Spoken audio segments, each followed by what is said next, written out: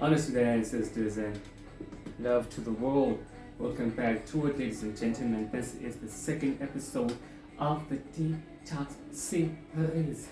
And in this episode, we're going to start climbing up the ladder of life. The ladder of life is basically the levels to detoxing. The higher you go up there, the more pristine the results, but also the more challenging it is. So let's start with the first level. The first things that you can do to start detoxing your body, let's jump into it. First thing that you need to do, or you can start doing, is intermittent fasting. Intermittent fasting is basically when you allocate a specific time in your 24 hours to say that between 12 and 6 o'clock, I'm only going to eat between this time. Outside of that time frame, I'm just drinking water, resting, sleeping, playing, working, whatever it is. But it's not eating. So let's say between 12 and 6, that would be 6 hours. So you basically gonna have 6 hours for you to eat food. Whatever food that you used to eating. Don't try anything fancy if you've never done a detox before. Whatever food that you used to eating, eat that. 12 till 6. 6 hours of eating, and then the rest of that, which is I think 18 hours, is you just allowing your body to break down the food, digest the food, absorb the food, remove the food, and detox your body, and also just give your body a rest. You know what I mean? So that's like one thing that you can start doing, and as you're doing that, incorporate a lot of fluids into your diet. So you do this in the morning. So if you're used to eating your breakfast in the morning, rather, instead of eating your breakfast, have a coffee. As much as I don't like coffee personally, and there are risks in you consuming coffee, over a long period of time, but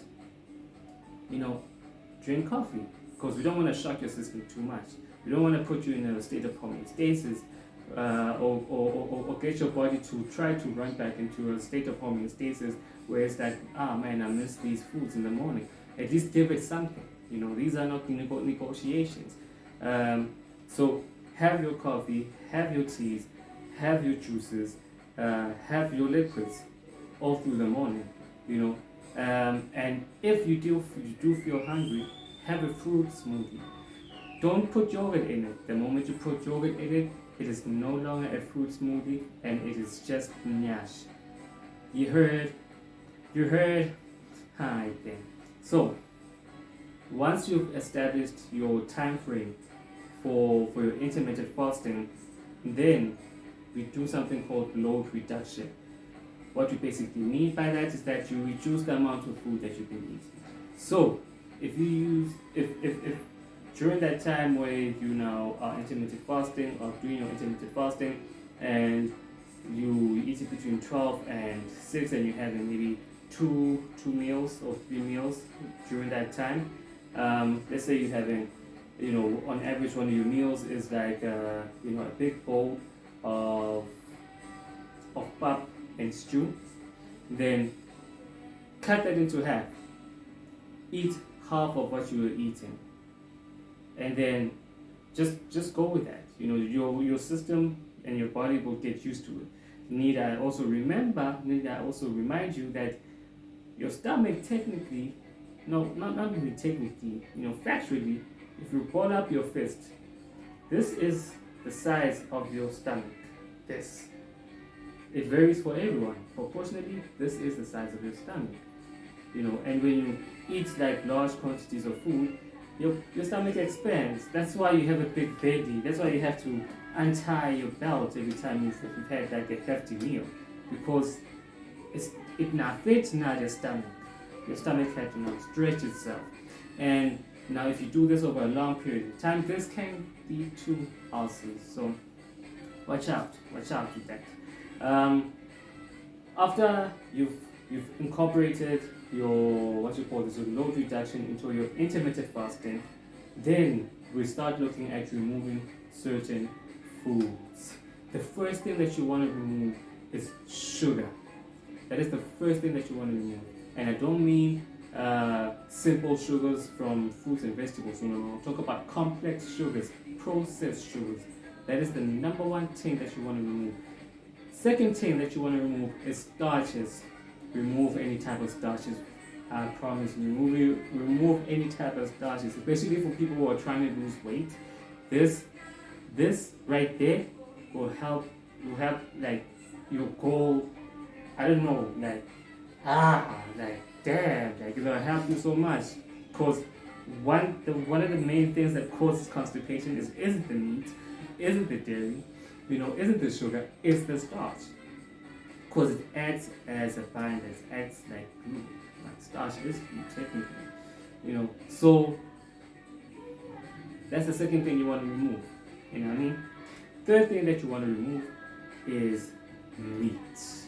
I know this is a sensitive one. It is a very sensitive one for a lot of people, but you want to remove meat just for a small period of time. Meanwhile, you're doing a detox. And also, let's not also forget that when you are doing a detox, set a certain time period. 7 days, 14 days, 21 days, 30 days, and then go back to however you were eating. That way, it will give you that something to compare to. So whenever you go back into eating the way you were eating after like a detox, you basically kind of feel the difference. You can know once you start eating, it's saying you're like, yo, I'm getting tired. I used to have so much energy. And then it's up to you to say that now I'm at this crossroads. What do I do? Do I continue, the way, the way I've been going on, up until the next time I detox? Or do I incorporate some of these things that I've learned from my detox? It's up to you.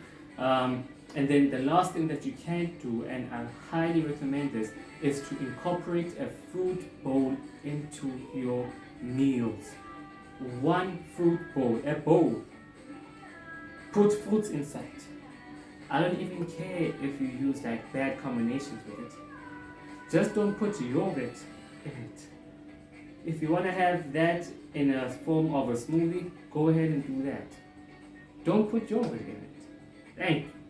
And that's about it. That is the first step that you can take as far as you trying to remove toxins from your body, for you to regain your health, for you to lose weight if that's your goal, for you to, regain some energy. I don't know, whatever your goal might be, but that is pro tips from the masters. Okay, maybe I shouldn't call myself a master, but pro tips from the man himself, who has gone through the whole, okay, maybe not the whole, but who has gone through the whole ladder of lights. With that said, thank you for tapping in. I wish you a safe journey. I'll see you on the third episode. Ha!